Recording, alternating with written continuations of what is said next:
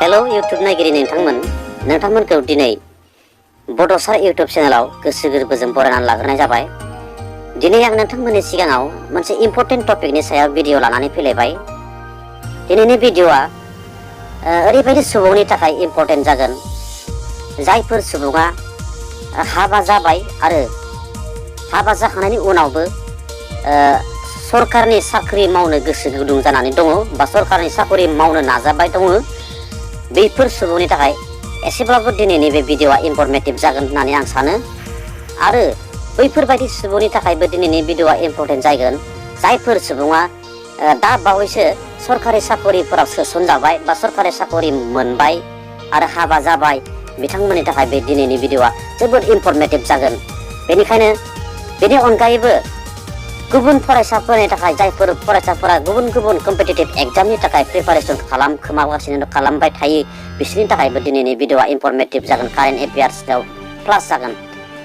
बेनिखायनो इउटुब नायगिरि नोंथांमोन बा गासै बे सुबुङानो बे भिडिअखौ नायनो हागोन।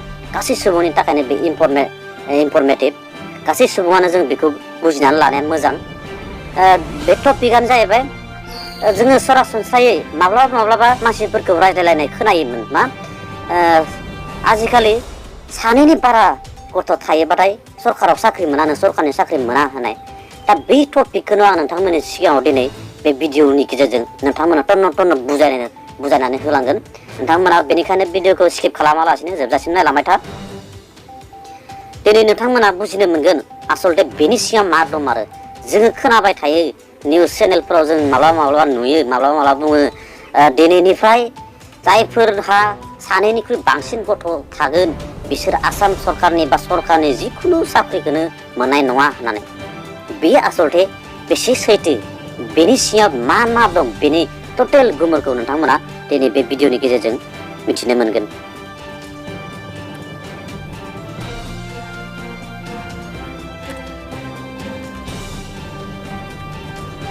नोंथांमोना स्क्रिनाव नुदों रायजो सरकारनि साख्रियाव सोसननाय आरो थोंजों सायख' आनजादफोरनि फिसा नखर खान्थि स्मल फेमिलि नर्म्स। नोंगौ सरकारा बे स्मल फेमिलि नर्म्स होनाय मोनसे खान्थि दानानै होदों, माने फिसा नखर खान्थि। बेनि फिसा नखर खान्थि माने जोङो पपुलेसन कन्ट्रल खालामनायखौ जोङो बेवहाय नोजोर होनो हायो। पपुलेसनखौ कन्ट्रल खालामनायनि नोजोरखौ जों बेवहाय नुनो मोनदाङो। दा बे नेम खान्थिया, बे खान्थियाव मा दं जोङो फारसेनिफ्राय नायलांनि। नोंथांमोना आंजों लोगोसे नायफालांदो। बेवहाय रायजो सरकारनि साख्रियाव सोसननाय आरो थोंजों सायख' आनजादफोरनि फिसा नखर खान्थि। बे खान्थियाव मुंख'नाय दङ 1/1/2021 खालार आरो बेनि उनाव सानैनि बांसिन फिसाफोर गोनां सुबुङा रायजो सरकारनि जायखिजाया हाबायावनो थिसनथाइ मोननाय नङा होनना बुंदों। जायफोर सुबुङा 2021 मायथाइनि जानुवारि दाननि उनाव सानैनिख्रुइ बारा फिसा खांगोन बिसोरो आसाम सरकारनि जिखुनु आयदायावनो माब्लाबाबो साख्रि मोननाय नङा होनना बुंदों बे नेम बायदि। बेनि गाहायाव मा होनदों नायबाव 1/1/2021 नि सिगाङावनो सानैनि बांसिन फिसाफोर थाखानाय सुबुङा बे आयेननि आवथायाव गोग्लैनाय नङा। माने 2021 मायथाइनि जानुवारि दाननि सिगाङावनो सोरहाबा जुदि सानैनिख्रुइ बांसिन फिसाफोर दंखायोमोनब्ला बेफोर सुबुङा आयेननि आवथायाव गोग्लैनाय नङा होनना बुङो। नाथाय होनदों बेवहाय, नाथाय बियो 1/1/2021 नि उनाव गथ' खांबावनाय जानो मोननाय नङा।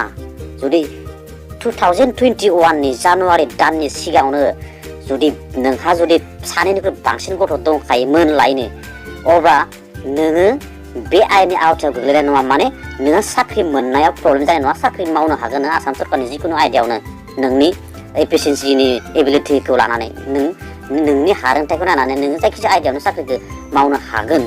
नाथाय मा नों 2021 मायथाइनि उनाव आरो फिसा खांबावनाय जानो मोननाय नङा होनना बुंदों।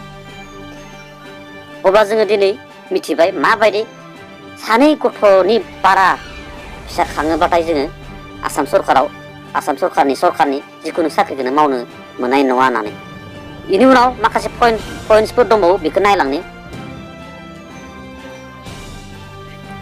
थिसनथायाव थाखानाय मानसिफोरनि थाखाय बे आयेना मा बुङो माने जायफोर साख्रि मावबाय थाखादों जायफोर सरकारनि साख्रि मावनानै दंखायो बिसोरनि थाखाय बिसोरनि बेलायाव बे आयेना मा बुङो बेखौ नायनि रायजो सरकारनि जायखिजाया हाबायावनो साख्रि मावबाय थाखानाय रावबो सुबुङा 1/1/2021 नि उनाव सानैनि बांसिन फिसा खांनो मोननाय नङा नै साख्रि मावखानाय सुबुङाबो अब्ला जोङो साख्रि मावखानाय सुबुङाबो जों बेखौ मिथिना थानांगोन जोङो आजिखालि माने सानैनिख्रुइ बांसिन फिसाखौनो खांनो मोननाय नंला साख्रि मावनायानो जा मावैयानो जा मावै मानसिफोरा जुदि सानैनिख्रुइ बांसिन फिसा खांना लायोबा उनाव बायचान्स बियो साख्रि मोनहैनाय नङा आरो मावखानाय मानसियाबो जुदि सानैनिख्रुइ बांसिन फिसा खाङोबाथाय मा बियो साख्रियाव थानो मोननाय नङा होननाय जादों आरो बेनि गाहायाव लिरबावदों 1/1 सिगां 1/1/2021 नि सिगां सानैनि बांसिन फिसाफोर थाखानाय सुबुङा बे आयेननि आवथायाव गोग्लैनाय नङा नाथाय बियो दहायनिजों एखे बेबो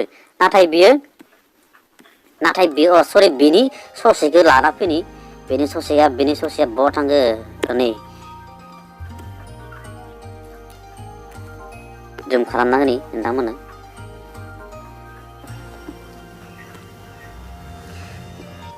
1/1/2020 नि उनाव सानैनि बांसिन फिसाफोर खांनाय जानो मोननाय नङा माने जायफोर साख्रि मावखानानै दङमोन